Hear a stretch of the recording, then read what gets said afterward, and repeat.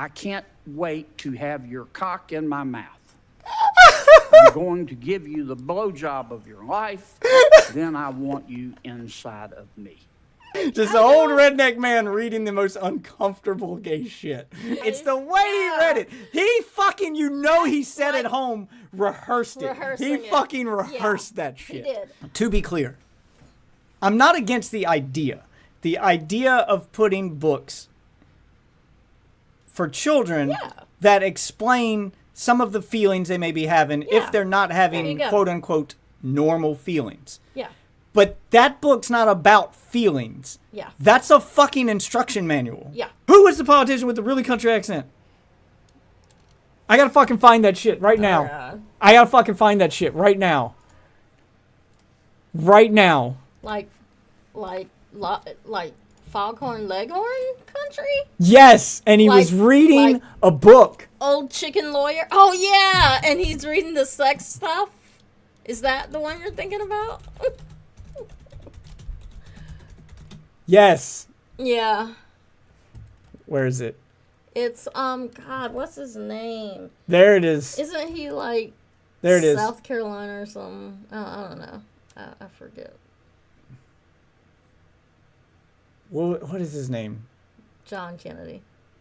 John Kennedy reads quotes from children's book at state hearing. Yeah, this was the funniest thing. It's not a children's book either, but okay. It was in the children's section of the school. That was the whole scandal. It wasn't supposed to be. No, it was. They wrote it as a children's book. Like, they contacted the author. Yes, it was actually a children's book. Look, this is the one time I agree with them. They weren't in the wrong, and hearing him mention it, it was aimed at 12, 13-year-olds. Yes, that was the age. Still. It was supposed to be a coming-of-age story for LGBTQ kids to understand. 16 to 18. Yep, but that's not what. Hey, I'm not going to argue with the author of the book. The author of the book aimed it at that age. Okay. And that was why it got read in the Senate. If they had made an adult book for adults, no one would give a shit. No one would. No. But because they marketed it to kids and sold it to schools to get put in the kids section. You want to hear about this? Okay. Hold on. Let me fire this up. Yes, you are. Let's go. Let's go to interview mode. Let's go to interview mode. All right. Is this 5-minute video? Here. Okay. Yeah, I'll throw it up on screen for you. You wanna put your cans on so you can listen to? I mean, I've heard it, but yeah. Oh, why is my cans, as you call them? Why is my video over top of your face? Is my video over top of your face? Let's move that.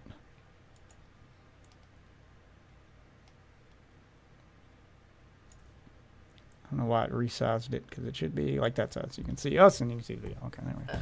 That's what I'm going for. All right, here you go, buddy. This was the funniest politics got before Trump. Unintentionally funny.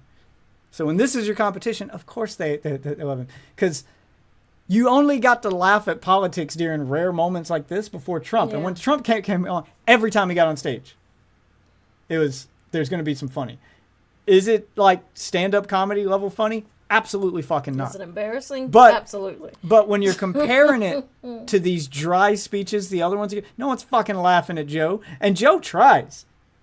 Like, he didn't try before Trump. Like, when he gave speeches back during the Obama era, he was just drying, my fellow Americans. Yeah. Blah, blah, blah. Yeah. And now that he's trying to compete with Trump, he keeps, let me tell you something, Jack. Yeah. Yeah, like, it's a bunch of malarkey. That's it, like, he's pulling out old school stuff, and it's just not landing. It's not funny. But anyway, here you go. Thank you, Mr. Chairman. Can you hear? Wait. Did you turn your headset on? I confess I'm a little confused, and I appreciate the argument our discussion that we've been having, but for me it's a little too conceptual, or here we go. He's about to be unintentionally funny, or theological, or whatever you want to call it. I want to try to understand what you're asking us to do. Let's take two books that have been much discussed. Put my peepers on. The first one is called He's going to read quotes from this book. All Boys Aren't Blue.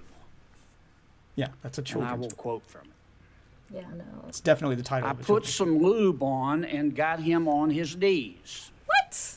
Yeah, And I no. began to slide into him from behind. I pulled out of him and kissed him while he masturbated. He asked me to turn over while he slipped a condom on himself. This was my ass, and I was struggling to imagine someone inside me. He got on top and slowly inserted himself into me. It was the worst pain I think I have ever felt in my life. Eventually, I felt a mix of pleasure with the pain. Close quote. All Boys Aren't Blue. The second is That's a another weird. much discussed book. I'm sure you're familiar with it. It's called Genderqueer. Okay? Okay. Let me read Okay. an excerpt from that. Quote, I got a new strap-on harness today. I can't wait to put it on you. It will fit my favorite dildo perfectly. You're going to look so hot. I can't wait to have your cock in my mouth. I'm going to give you the blowjob of your life. Then I want you inside of me. End quote. Oh my God. Now, You should have just, Mr. I don't Sucker. know, did an audio book or something. Okay, I'm You not playing should the have rest read of it. this. What are you That's the funny part. Okay, so the whole time I'm listening to it, I'm gonna do it. I'm gonna do it. I can't not do it now. I can't not do it now. I'm changing the notifications on this channel. I'm cutting him out of context. When you subscribe to my channel now, it's going to say, I'm going to give you the blowjob of your life. I can't wait to have your cock in my mouth. Those are going to be the... Like, I'm like, you could just take that little bit of him just going, I can't wait to have your cock in my mouth. In my mouth. Yep, there you go. Every time someone Can't donates, we'll give you the blowjob of your life. Just an old redneck man reading the most uncomfortable gay shit. I want to know, at the age of 12, this author and his coming of age. Yes, those are for... The first one was clearly aimed at children just by its name. All Yeah. Boys Aren't Blue. Yeah, that's the name of a children's book. You can't argue that was Yeah, targeted no, at adults. it wasn't, That's clearly a fucking children's book. And that one was aimed at kids 10, like our daughter's age, 10, 11. Yeah, This one with with the more graphic depictions of, pulling out and all that stuff, that one was aimed at like 14, 15. So, no, the first one, I don't know what sort of childhood the author had, but I'm going to tell you right now, our daughter is not sitting there thinking any thought, All right, straight, gay, doesn't matter, like that. Now- Like, what was your childhood that was your experience at the age of 10 to 12? That was your coming of age? Let's just say he had a really fun uncle. Whew, okay. Yeah, you need to go to fucking counseling for that shit. This is He not had how a you really get that fun out. uncle. Yeah. No, look, this look. Is, no, look, writing to be an adult clear. book? I don't know. To be clear, I'm not against the idea. The idea of putting books for children that explain some of the feelings they may be having if they're not There having you go. quote unquote normal feelings. Yeah. But that book's not about feelings. Yeah. That's a fucking instruction manual. Yeah. You just wrote a gay sex instruction manual Yeah. when these kids don't even understand the feelings that they have are gay. Yeah. Maybe write a book that focuses on that. If you want a good example of a children's book that explains that it's okay to have gay feelings, it's okay to have that stuff, John Oliver's children's book did that Yeah. without mentioning anything about dildos, strap-ons, cocksucking, or assholes. Yep. It was a cute little bunny who was going to marry another cute little boy bunny. It was a cute little gay bunny. And it was a cute story about their struggle to be accepted as cute little gay bunnies. There you go. That was it. That's how you do a children's book about LGBTQ feelings. Not this, I can't wait to have your cock in my mouth. In my mouth. I'm going to give you the blowjob of your life. It's the way he read it. He fucking, he said at home, rehearsed it. He fucking rehearsed that shit. He did. But I have yet to meet a 10 to 12-year-old who has thought, like, the thought process would be that. It's just, Yeah, they don't think about the sex stuff because they don't even know what to do with their sex parts yet. They don't know what it is yet. Yeah, I mean, like that's insane to me that was, yes. And look, as much as I dislike him and as ignorant and like bigoted as he is, hate him, he's fucking right. He's right on that one. Like, I'm sorry, I don't want to agree with these people, but you gave him this one. Yeah. You fucking gave him the ammo. Yeah. You gave him this one. He's right.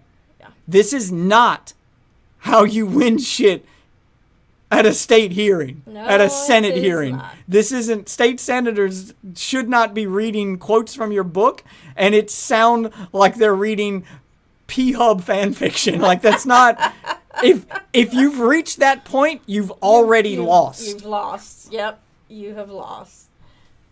I don't understand how they don't get that. And they were all like very upset. Like, I remember this coming out in the news. They were all very upset and defending the book. Like, this is one of those times when, like, they will defend the dumbest shit just to go against it. Like, you have to admit when you can't you have to take the L on some stuff. You can't win every fucking fight. You have to go, you have to at least look like you're willing to compromise, because if they go, this is what they want, and they're not willing to compromise, then they're going to fight you tooth and nail to keep that from going. When what you should do is go, okay, maybe that book's not the best example. How about we meet you in the middle, we dial it back a bit? Yeah. What about this book by John Oliver? Is this one okay? You show them the extremely bad one, and then you're able to slide in the good one. Because now John Oliver's book pissed them off too. Yeah. But if you'd have showed them John Oliver's book after showing them this one, it now doesn't look as bad by comparison, and they go, okay, well, maybe we let this one in. See? Think, motherfucker. You're playing chess here, okay? You don't have to win every battle. Sometimes you sacrifice a piece to gain an edge. I mean, I know not everybody's on a chess team, but it seems like common sense to me. It does. It's called a red herring. Yeah. If you want a movie version of, if you need a movie reference, it's called a red herring. You intentionally misdirect them over here so that you can slip something in over here. Maybe I should use a different verbiage. That's starting to sound a little gay too. Use all right. Different verbiage. But you show them the worst version of a thing, knowing that they're going to turn it down.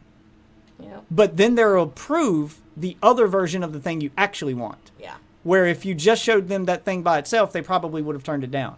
Yeah, we got our kids. It's negotiating 101. Like when you're haggling for the price of a car or you're negotiating at a dealership, when you're negotiating price with anybody, you give them an insanely like ridiculous offer.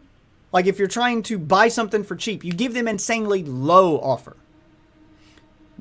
You know you're not going to get that insanely low offer. No. But then they go, well, if they're willing to go that low, then I'll go this. And then you start meeting in the middle. If you had started with where you actually wanted, the meet in the middle would be above the price you were going for. Yeah. But since you started so crazy low, the meet in the middle lands about where you actually wanted to be. Yeah. Or if you're selling something and you want money from a person, you give them an insane price. This phone right here, I'll sell it to you. $6,000. What? $6,000 for a phone? That's insane. But this is a special phone. And then you give them the sales pitch and they go, I can't do $6,000. How about $1,000? Well, now they've already given me the price I wanted, but I can still go higher because they think they're getting a deal. Yeah. $1,000. It's a $6,000 phone.